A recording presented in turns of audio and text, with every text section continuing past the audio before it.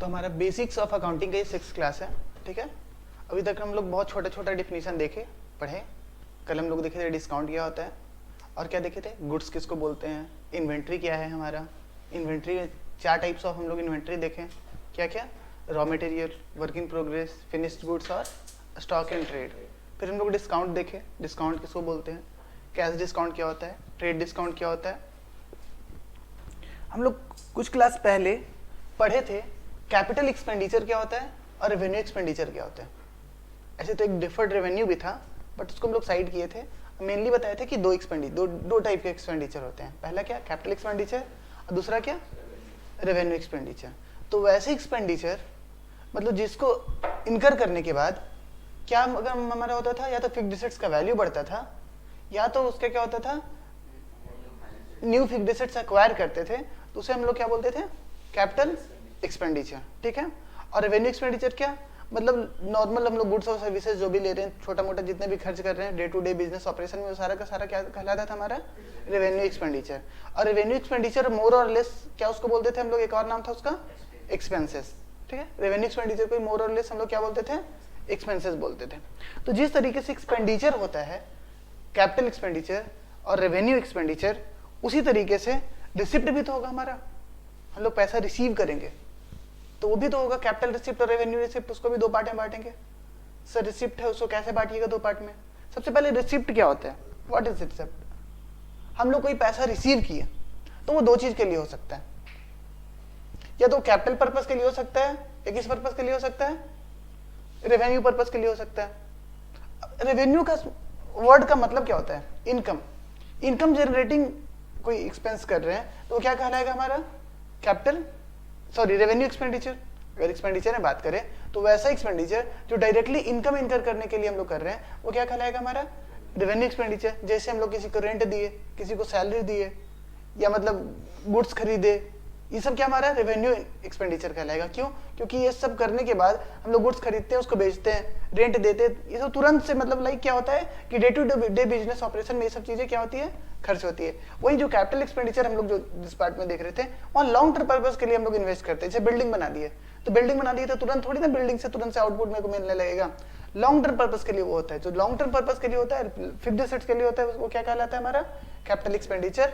और जो day to day business operation में अगर जो खर्च होता है उसको क्या बोलते हैं, रेवेन्यू एक्सपेंडिचर। जनरली आपको बुक में लिखा हुआ टर्म मिलेगा, day to day business operation क्या होगा, मतलब कि कैश जनरेटिंग यूनिट, इस टाइप का कुछ लिखा हुआ रहेगा कि उस पर्पस के लिए अगर कोई खर्च होता है तो उसको हम लोग क्या बोलते हैं, रेवेन्यू एक्सपेंडिचर। उसी तरीके से रेवेन्यू रिसिप्ट है और कैपिटल रिसिप्ट है। हम 2 एग्जाम्पल देंगे, आपको बताना है कि कौन सा कैपिटल रिसिप्ट है, कौन सा रेवेन्यू रिसिप्ट है, ठीक है। पहले एग्जाम्पल है बैंक से हम लोग लोन ले रहे हैं, ठीक है, और दूसरा एग्जाम्पल है हम लोग सेल किए और उससे पैसा मिला। कौन कैपिटल लग रहा है, कौन रेवेन्यू लग रहा है। बैंक से जो लोन लिए हैं वो क्या लग रहा है, कैपिटल, और जो हम लोग सेल से पैसा है वो क्या हुआ, रेवेन्यू, ठीक है। तो day to day business operation में जो भी इनफ्लो मेरे को होता है वो क्या कहलाएगा हमारा, रेवेन्यू रिसिप्ट। और लॉन्ग टर्म पर्पस के लिए अगर कोई हम पैसा लिए हैं किसी एसेट्स और लायबिलिटी से रिलेटेड, तो वो क्या कहलाएगा हमारा, कैपिटल रिसिप्ट। और एग्जांपल लेते हैं, हम बैंक में पैसा जमा किए, उससे मेरे को इंटरेस्ट मिला, पहला ये इनकम है। दूसरा इनकम है हम अपना फिक्स्ड एसेट्स बेच दिए और पैसा आया, कौन सा रेवेन्यू रिसिप्ट है, कौन सा कैपिटल रिसिप्ट है। जो फिक्स्ड एसेट्स बेचने से जो पैसा मिला वो क्या है, कैपिटल रिसिप्ट है, एक्सपेंडिचर नहीं। अब तो पैसा मिला ना बेचने के बाद, तो कैपिटल रिसीट, ठीक है। और जो बैंक से इंटरेस्ट मिला वो क्या कहलाएगा मेरा, रेवेन्यू रिसीट। जो बैंक से इंटरेस्ट मिला बार बार मिलते रहता है हम लोग को बैंक से इंटरेस्ट, और डेली बेसिस पे हम लोग सेल करते रहते हैं। तो ये जो डेली बेसिस पे day to day business operation में जो हम लोग को रिसीट मिलता है उसको हम लोग क्या बोलते हैं, रेवेन्यू रिसीट। और जो लॉन्ग टर्म जो होता है, मतलब लाइक फिक्स्ड एसेट्स बेचने का मेरे को पैसा मिल गया, या कोई लॉन्ग टर्म लायबिलिटी हम लोग ले लिए, ये सब क्या कहलाता है हमारा, कैपिटल रिसीट, ठीक है। तो लिखो कैपिटल रिसिप्ट को 2 पार्ट में बांटो।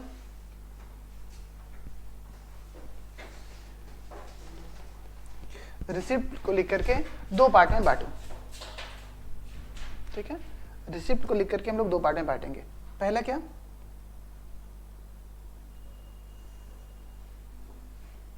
कैपिटल रिसिप्ट,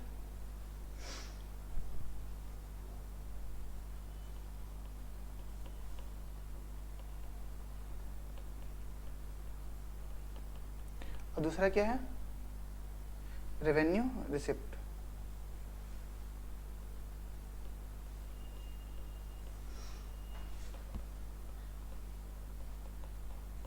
ठीक है, कैपिटल रिसिप्ट और revenue receipt.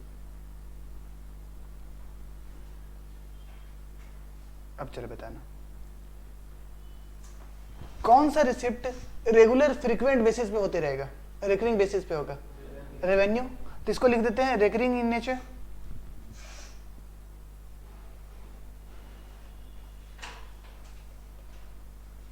Recurring in nature,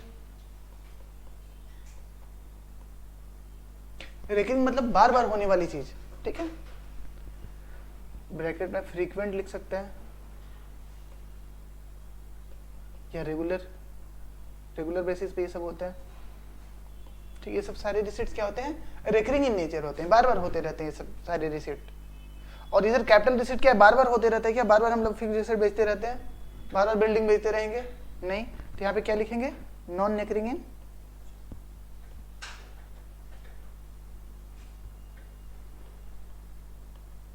non recurring in nature. कुछ एग्जाम्पल देख लेते हैं। पहले रेवेन्यू रिसिप्ट के एग्जाम्पल बताओ। सेल ऑफ गुड्स, गुड्स बेचने पे जो पैसा आएगा उसको क्या बोलेंगे? रेवेन्यू रिसिप्ट या कैपिटल रिसिप्ट? रेवेन्यू रिसिप्ट, ठीक है। कमीशन इनकम मेरे को मिला, हम कोई बिजनेस करते हैं उसमें मेरे को कमीशन मिलता है, तो ये जो कमीशन मेरे को रिसीव होता है वो कैपिटल रिसिप्ट है कि रेवेन्यू रिसिप्ट है? अरे रेवेन्यू रिसिप्ट है, बार बार इनकम होते रहता है ये सब चीजें, ठीक है। और फिर क्या है, हम मेरा एक टैक्स कंसल्टेंसी फर्म है, हम वहाँ पे कंसल्टेंसी देते हैं, हम लोग डेली बेसिस पे कंसल्टेंसी में कोई इनकम मिलता है, तो रेवेन्यू रिसिप्ट है या कैपिटल रिसिप्ट है? रेवेन्यू रिसिप्ट है, डेली बेसिस पे होते रहता है।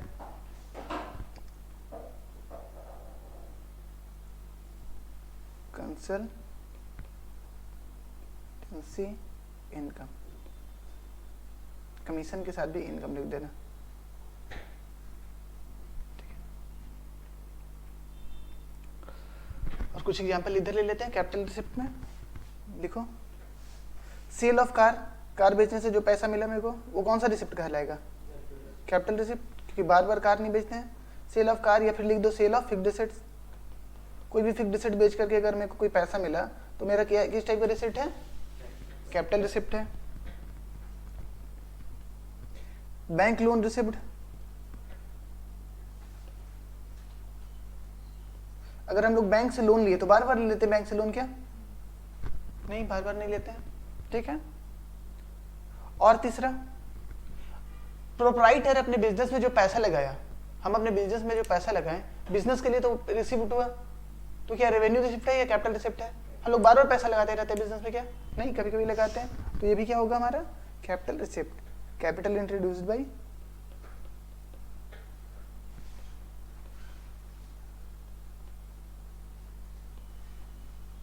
ओनर, ठीक है।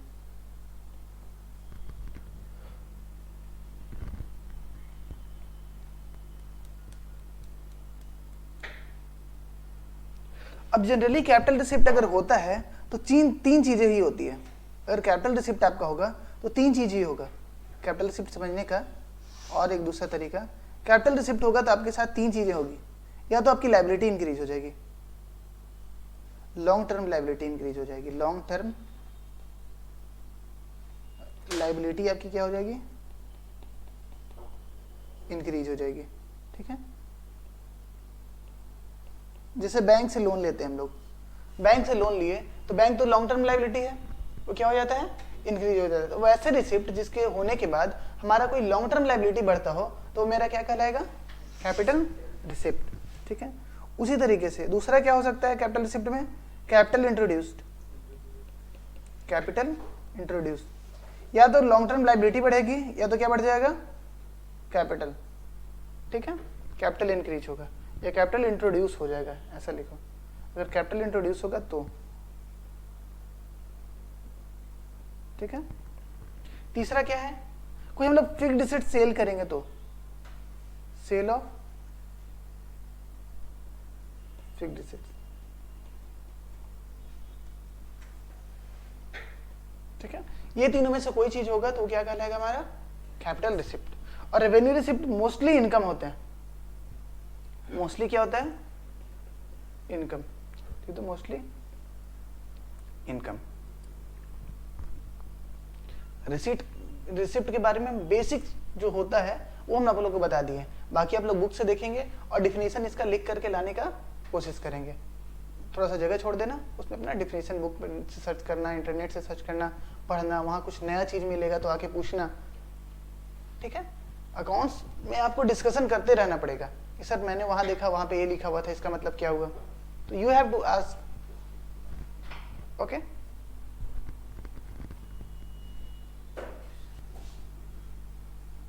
ट्वेंटी वन, सर इनकम क्या होता है? Income, what is income? लिखो definition, what is income? Income का मतलब हुआ इनफ्लो। इनफ्लो बोले तो क्या, कुछ भी मेरे पास आ रहा है तो क्या हुआ, इनफ्लो।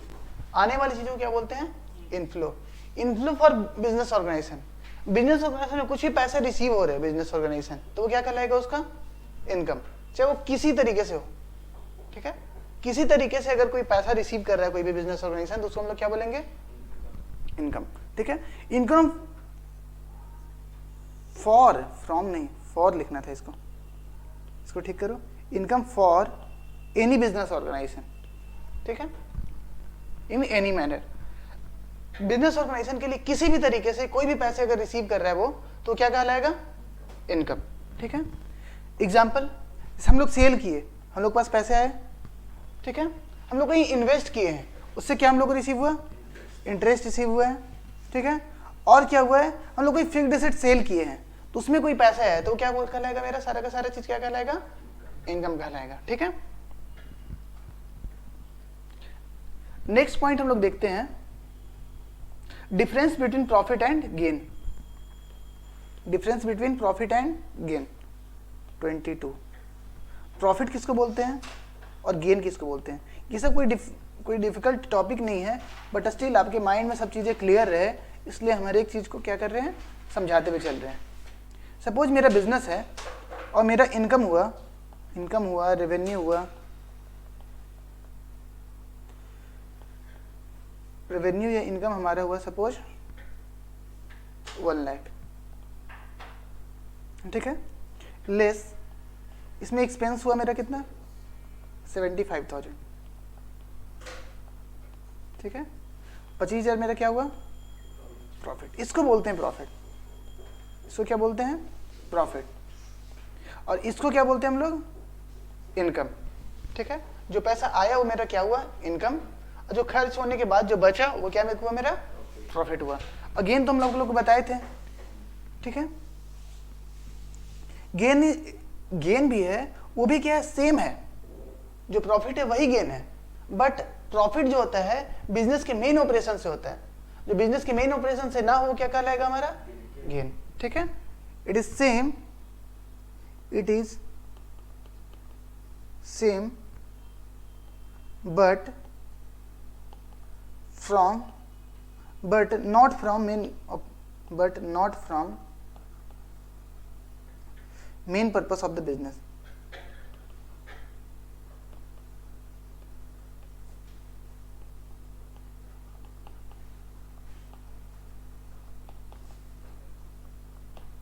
ठीक है, जिसे हमने एग्जाम्पल लिया था, एक हमने कार सेल कर दिया था 5 लाख का, कॉस्ट कितना था, 4,80,000।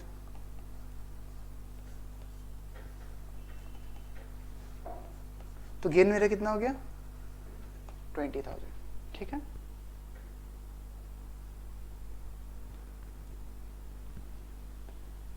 गेन कितना हो गया हमारा, 20,000।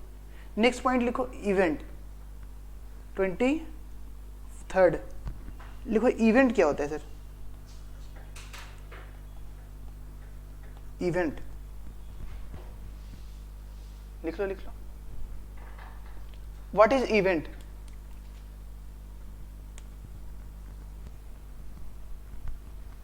What is event? It is result of, event क्या है, it is result of group of transaction. Event का हिंदी मतलब क्या होता है, घटना, ठीक है। इवेंट का हिंदी क्या होता है, घटना। अकाउंट्स में इवेंट किसको बोलते हैं? इवेंट क्या होता है कि result of group of transaction होता है। 2-3 ट्रांजेक्शन हुआ, उसका रिजल्ट क्या निकला, उसको क्या बोलते हैं हम लोग? इवेंट बोलते हैं।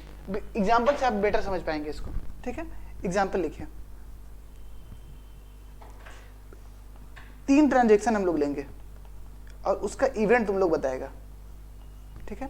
पहला ट्रांजेक्शन है purchase of goods, purchase of goods. हम लोग 50,000 का सामान खरीदे, ठीक है? 50,000 का सामान खरीदे तो हमारा ट्रांजेक्शन कहलाएगा कि नहीं कहलाएगा? कहलाएगा। एक्टिविटी है और इसको मनी के टर्म में मेजर भी किया जा सकता है, ट्रांजेक्शन कहलाएगा। दूसरा ट्रांजेक्शन लेते हैं ट्रांसपोर्टेशन एक्सपेंस, ट्रांसपोर्ट का भाड़ा दिए हम लोग, वो जो गुड्स खरीदे उस पर ट्रांसपोर्टेशन का भाड़ा कितना दिए? 10,000 रुपये। ये भी एक तरह का ट्रांजेक्शन है, ठीक है? फाइन। वो जो गुड्स आया उसको हम लोग बेच भी दिए, सेल ऑफ गुड्स, ये भी ट्रांजेक्शन कहलाएगा। कितने में बेचे? 1 लाख में। 3 ट्रांजेक्शन हुआ, 3 ट्रांजेक्शन हम लोग किए। 50,000 का सामान खरीदे थे, 10,000 ट्रांसपोर्टेशन पे दिए और 1 लाख में उसको बेच दिया, ठीक है? ग्रुप ऑफ ट्रांजेक्शन है, 3 ट्रांजेक्शन हुआ, ग्रुप ऑफ ट्रांजेक्शन है। उसका रिजल्ट क्या निकला? रिजल्ट ये निकला कि सर मेरे को 40,000 का प्रॉफिट हो गया। दिख रहा है 40,000 का प्रॉफिट आप लोग को, है ना? 40,000 का प्रॉफिट दिख रहा है। 40,000 क्या है हमारा? प्रॉफिट। 40,000 का मेरे को क्या निकल के आया? प्रॉफिट निकल के आया। तो ट्रांजेक्शन कितना हुआ था? ट्रांजेक्शन 3 हुआ था, ये 3 ट्रांजेक्शन हुआ था, 3 ट्रांजेक्शन हुआ ना। इसका रिजल्ट निकल के क्या आया? इसका रिजल्ट क्या निकल के आया? इसका रिजल्ट निकल के आया कि मेरे को 40,000 का क्या हुआ है? प्रॉफिट हुआ है। तो ट्रांजेक्शन क्या होता है? एक स्टेप बाय स्टेप एक एक्टिविटी है, लेकिन इवेंट क्या है? ग्रुप ऑफ ट्रांजेक्शन का क्या है? वो रिजल्ट है, ठीक है? कभी भी कोई ऐसा ट्रांजेक्शन हो सकता है कि 40,000 का प्रॉफिट ट्रांजेक्शन, अरे प्रॉफिट तो रिजल्ट है ना, या लॉस क्या है? रिजल्ट है। हम लोग कुछ ट्रांजेक्शन करेंगे, उसका रिजल्ट होगा, या प्रॉफिट हो रहा है या लॉस हो रहा है, ठीक है? नेक्स्ट पॉइंट लिखो, आउटस्टैंडिंग एक्सपेंसेस।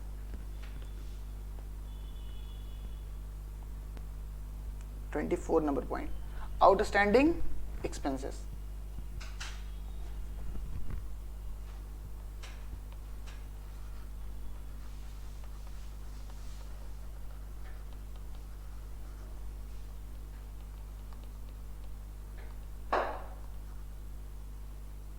क्या होता है ये आउटस्टैंडिंग एक्सपेंसेस? इसको बोलेंगे हम लोग आउटस्टैंडिंग एक्सपेंसेस। चलो देखते हैं।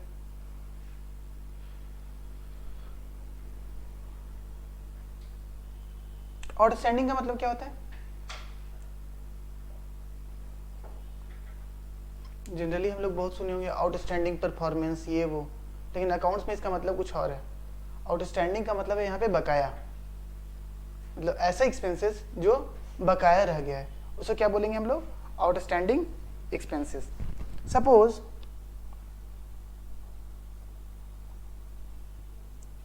हमारा मंथली रेंट कितना है?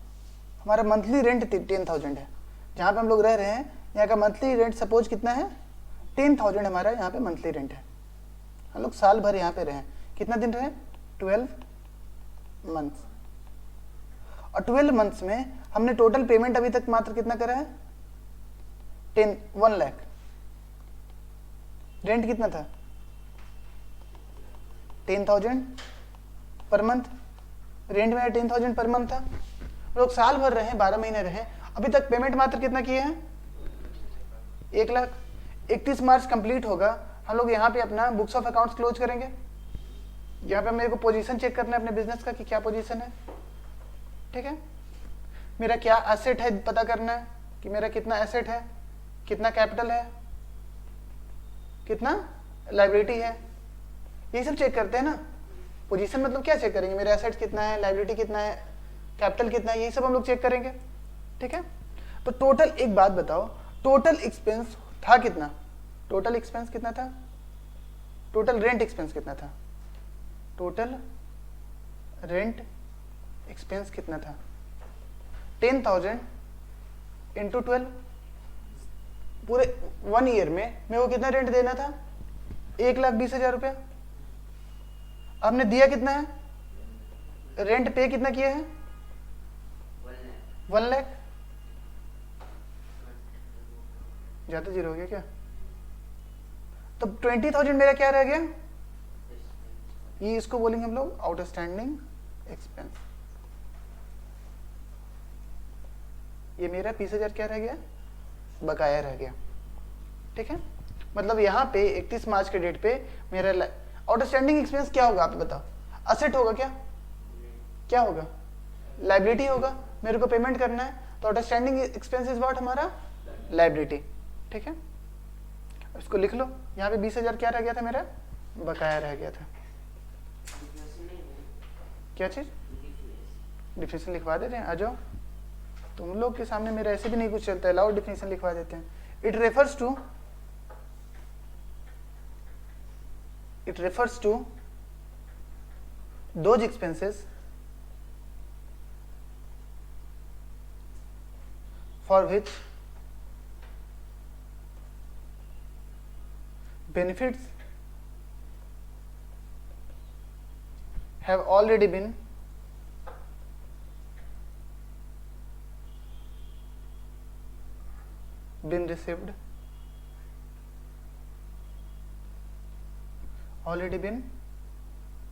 received, but पेमेंट हो गया है क्या, पेमेंट is not yet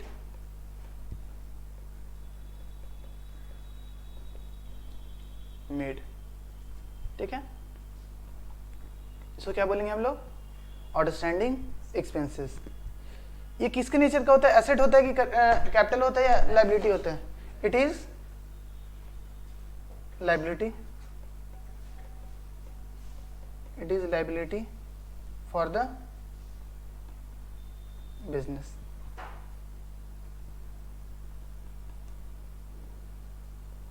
ठीक है, किस टाइप का लाइबिलिटी, लॉन्ग टर्म लाइबिलिटी या short term liability, current liability, current liability होगा, नॉन करेंट थोड़ी होगा। ब्रैकेट में लिख देते हैं क्या, किस टाइप का लाइबिलिटी, करेंट लाइबिलिटी। ठीक है, डन, आउटस्टैंडिंग एक्सपेंसेस। नेक्स्ट चलो प्रीपेड एक्सपेंसेस, नेक्स्ट लिखो prepaid expenses, 25 number point, prepaid expenses, PREPAID, prepaid expenses. क्या होता है प्रीपेड एक्सपेंसेस, ठीक है। फिर से वही एग्जांपल, मेरा मंथली रेंट कितना था, 10,000। कितना दिन रहे साल भर में, 12 मंथ।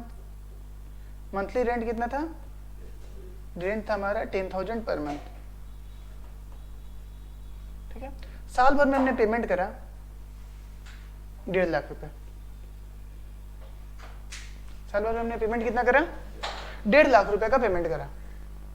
अब एक बात बताओ, मेरा रेंट एक्सपेंस था कितना, टोटल रेंट एक्सपेंस मेरा कितना था, 1,20,000 रुपए। और मैंने पेमेंट कितना करा,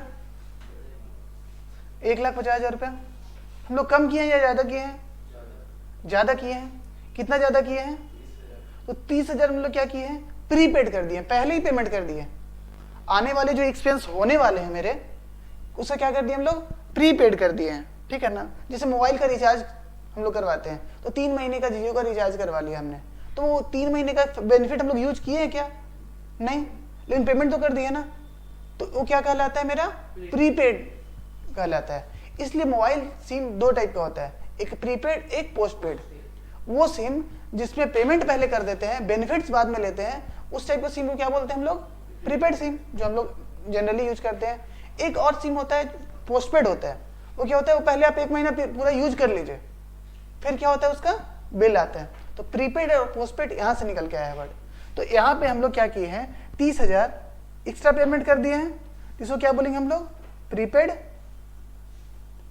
एक्सपेंसेस। ठीक है, एक्सपेंस से रिलेटेड ही हम लोग खर्च किए हैं, तो क्या कहलाएगा हमारा, प्रीपेड एक्सपेंसेस। हम लोग एक्स्ट्रा एक्सपेंस करके रखे हुए हैं, prepaid expenses.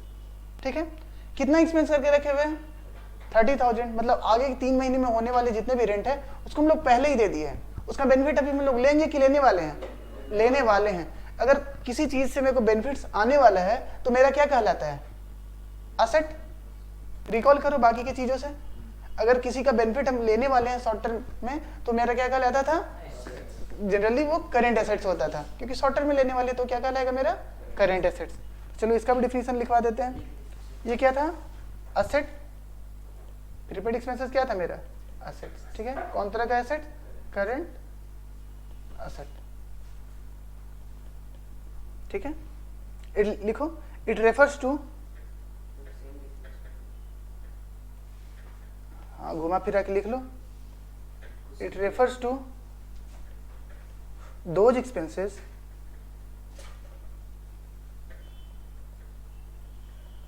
For which benefits ले लिए कि नहीं लिए हैं, नहीं लिए ना, for which benefits are yet to be received. Benefits हम लोग लेने वाले हैं, बट पेमेंट ऑलरेडी हो चुका है, payment have already been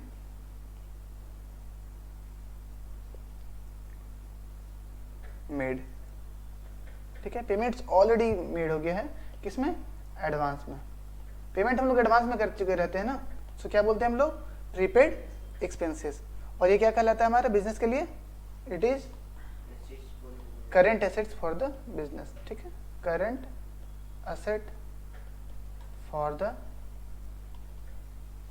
business. ठीक है, बिजनेस के लिए क्या कहलाता है ये, करेंट असेट। ठीक है,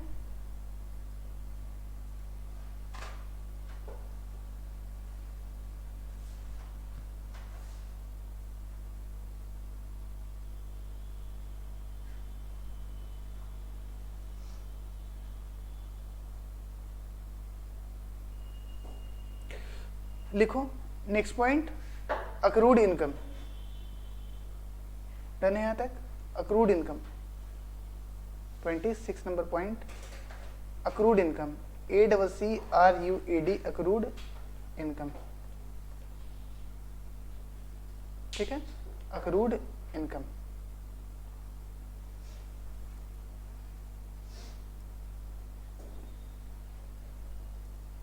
ये मेरा ईयर है, 1 साल कंप्लीट। ठीक है, ये कौन सा दिन है, 31 मार्च 22।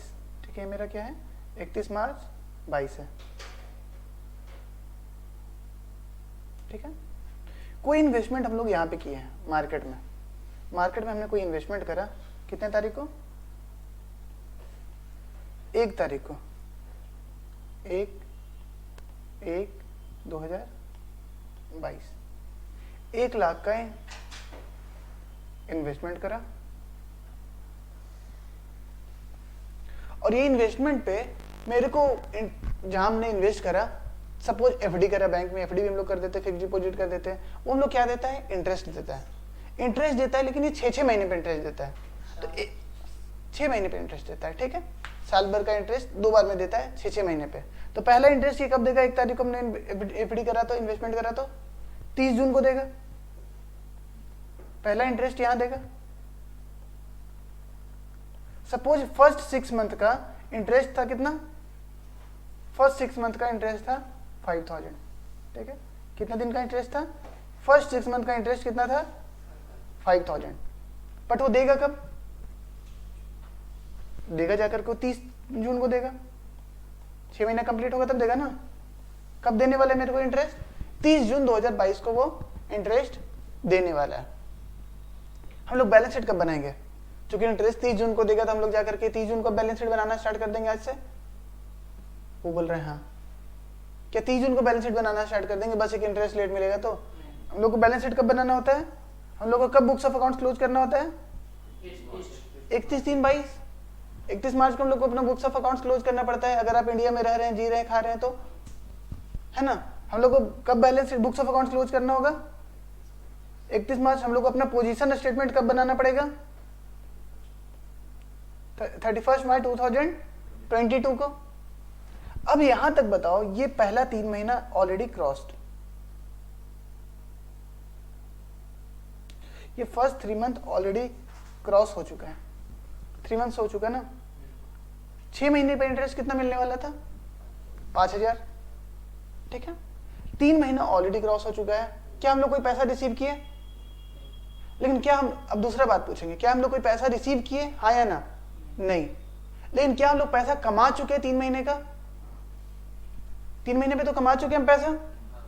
3 महीना जो क्रॉस हुआ, मेरा हक तो बन गया ना बैंक पे कि मेरा 3 महीने का इंटरेस्ट मेरे को मिलेगा। वो अलग बात है अभी मिले या बाद में मिले, बैंक देगा वो 6 महीने पे, लेकिन हमने कमा तो लिया। ये 3 महीने का इनकम हम लोग अर्न कर चुके कि नहीं? ये 3 महीने का इनकम कितना होता है? 3 महीने का इनकम 2500। 6 महीने पे सर 5000 का इंटरेस्ट था, तो 3 महीने का इंटरेस्ट कितना था? 2500। 2500 का इनकम हम लोग कमा चुके कि नहीं? मेरा इनकम जमा हो गया कि नहीं? मिला नहीं मिला वो अलग बात है, लेकिन हम लोग कमा तो चुके हैं। तो इस टाइप की इनकम को हम लोग क्या बोलेंगे? Accrued income. ये 2500 का जो इनकम है 3 महीने का, ये क्या कहलाएगा मेरा? Accrued income. अक्रूड का मतलब होता है जमा होना, अक्रूड इनकम। ये 3 महीने का इनकम क्या कहलाएगा मेरा? Accrued income. किसी को कोई कंफ्यूजन? 3 महीने का इनकम जो हम लोग कमा लिए, आगे जाके मेरे को रिसीव होने वाला है, तो मेरे को फ्यूचर में जाकर के बेनिफिट्स होने वाला है, तो ये मेरा एसेट्स कहलाएगा या लायबिलिटी कहलाएगा? एसेट्स कहलाएगा। तो अक्रूड इनकम को हम लोग क्या कंसीडर करेंगे? एसेट्स कंसीडर करेंगे। किस टाइप का एसेट्स? करेंट एसेट, ठीक है। डिफिनेशन भी लिखवा दीजिए, बिना डिफिनेशन के हम लोग को डाइजेस्ट नहीं होता है। लिखो, it is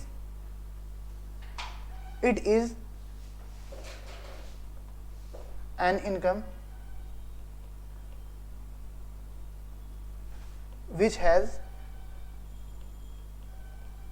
which has been earned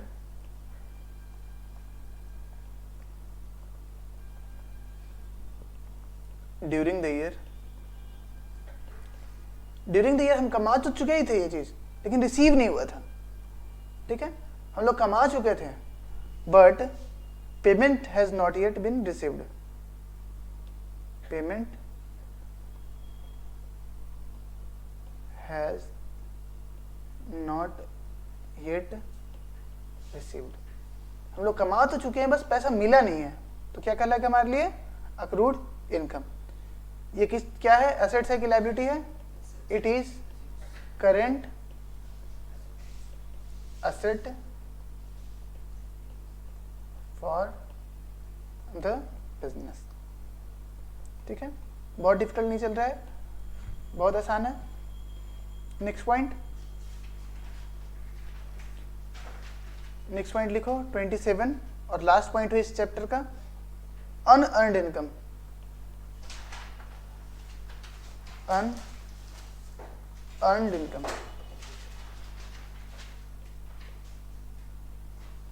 ठीक है। क्या है? Unearned income. जब भी ये लाइन खींचते हैं ना, तो समझना थोड़ा आसान हो जाता है ना? ठीक है, जैसे तुम लोग को समझ में आएगा वैसे ही समझाएंगे।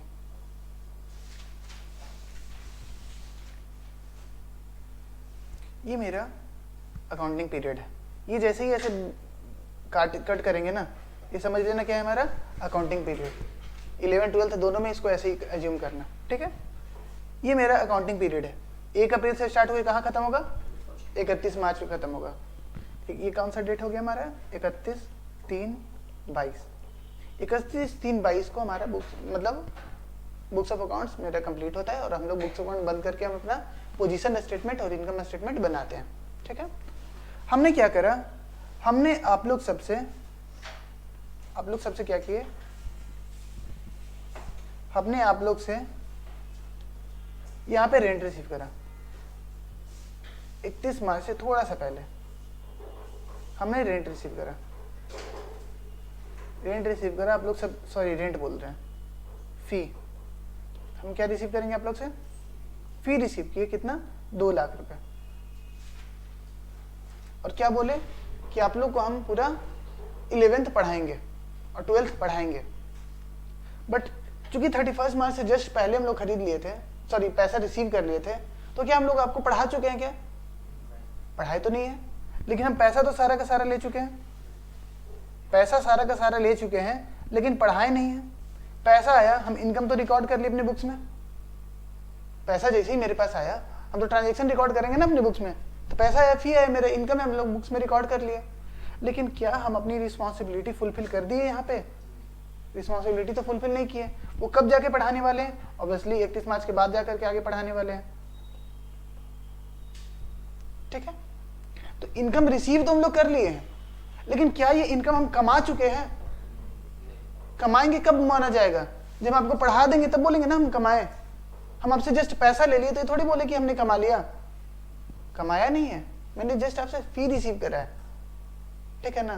तो हमने इनकम रिसीव तो हो गया है, लेकिन वो इनकम हम कमा चुके क्या, अर्न कर चुके क्या, अर्न तो नहीं किया है, वो अभी अनअर्नड है। हम लोग इनकम मिल गया हम लोग को, लेकिन वो इनकम क्या है, हमारा अनअर्नड है, अभी उसको कमाए नहीं है। कमाएंगे कब, जब सारा हम आपको क्लासेस प्रोवाइड कर देंगे। यहाँ जाकर के आगे जब हम आपको सारे क्लासेस कंप्लीट करवा देंगे, तब हम बोलेंगे कि हाँ मैंने ये 2 लाख रुपया कमाया है, ठीक है। तो ये 2 लाख रुपया हम लोग रिसीव तो कर लिए हैं, लेकिन रिसीव कर लिए हैं, लेकिन क्या हम लोग कमा चुके थे, नहीं। अभी क्या हम अपनी रिस्पॉन्सिबिलिटी फुलफिल कर दिए कि मेरा ऑब्लिगेशन अभी भी बचा हुआ है, अभी भी ऑब्लिगेशन बचा हुआ है। ऑब्लिगेशन मेरा क्या बचा हुआ है, पढ़ाना। तो ऑब्लिगेशन हम लोग को अभी भी बचा हुआ है, तो ये क्या कहलाएगा, मेरा लायबिलिटी कहलाएगा। ये क्या कहलाएगा, मेरा लायबिलिटी। और चूंकि हम लोग ये इनकम है, तो ये इनकम ही, फी मेरा इनकम ही होता है, लेकिन इसको अर्न कर चुके हैं क्या, नहीं, तो ये क्या कहलाएगा, अनअर्नड इनकम। अनअर्नड इनकम, हम लोग इनकम को कमा चुके क्या, नहीं कमाए, रिसीव कर लिए हैं बट कमाए नहीं है, ठीक है। लिखो, डिफिनीशन लिख लो। It is an income which has been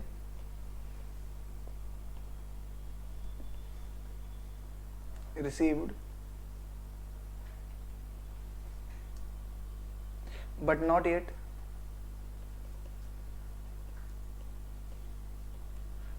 yet earned. It is current liability for the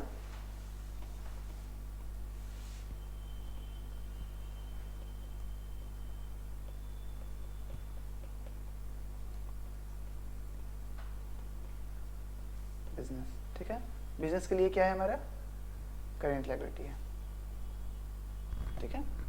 यहाँ पे हमारा फर्स्ट चैप्टर कंप्लीट होता है, बेसिक्स ऑफ अकाउंटिंग, ठीक है।